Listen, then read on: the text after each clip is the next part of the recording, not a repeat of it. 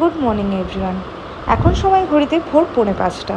আজ সকাল সকাল ওঠার একটাই রিজন, আমার ছেলে সামার ভ্যাকেশনের পর আজ প্রথম স্কুল।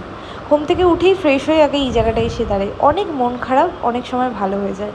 এই জায়গাটায় প্রাকৃতিক হাওয়া, পাখির আওয়াজ শুনতে খুবই ভালো লাগে। তারপরেই ফ্রেশ হয়ে চলে আসি এবং রান্নাঘরে এসে ছেলের টিফিন রেডি করতে শুরু করি।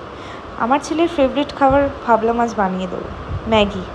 তার জন্য ঘরে সেরকম কিছু সবজি ছিল না, যেটা ছিল সেটা দিয়েই ভাবলাম বানিয়ে দেবো। আলু, টমেটো, পেঁয়াজ, ডিম দিয়েই বানিয়ে দেবো তাকে।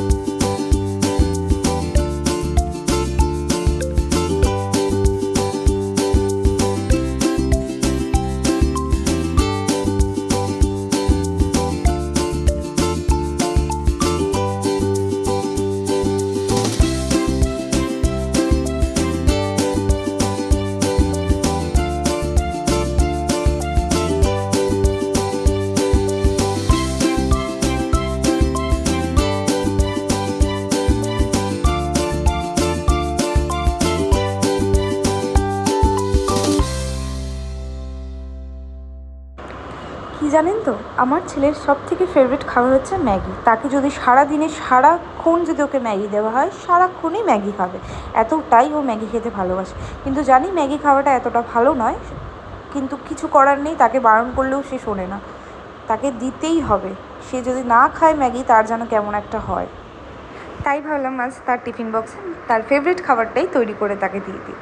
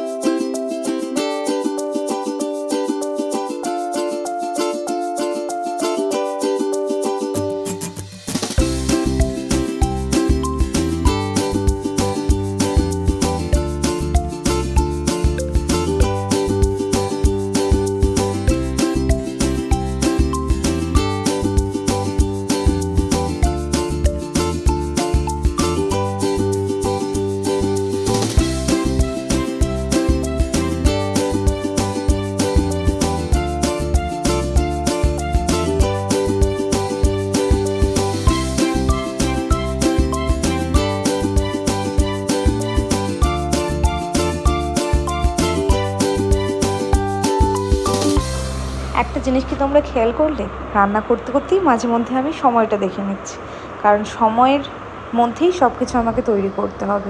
ছেলের টিফিন বলো, ছেলেকে রেডি বলো, ছেলের স্কুল ব্যাগ, সব কিছুই আমাকেই করতে হবে।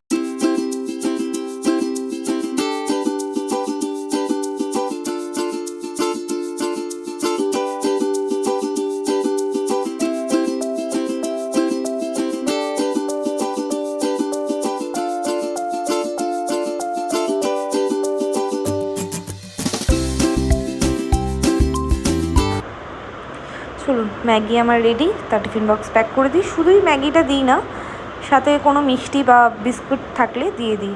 আজকে যেহেতু বিস্কিট নেই, তাই আমি একটা মিষ্টি ছিল, সেই মিষ্টিটা আমি তার টিফিন বক্সে দিয়ে দিই এবং টিফিন বক্স প্যাক করে দিই। এরপরেই ওয়াটার বোতলটা ভরে আমি চলে যাই আমার মহারাজকে তুলতে, মানে আমার ছেলেকে ঘুম থেকে ওঠাতে।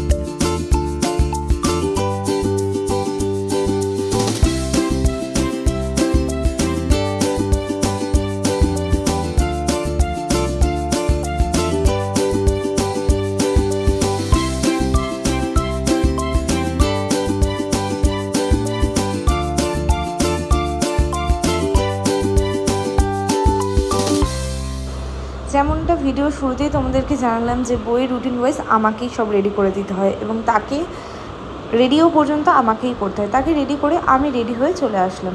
এবার চলুন নিচে যাওয়া যাক, গিয়ে দেখুন আমার ছেলে রাস্তায় বেরিয়ে কী কী দুষ্টুমি করে।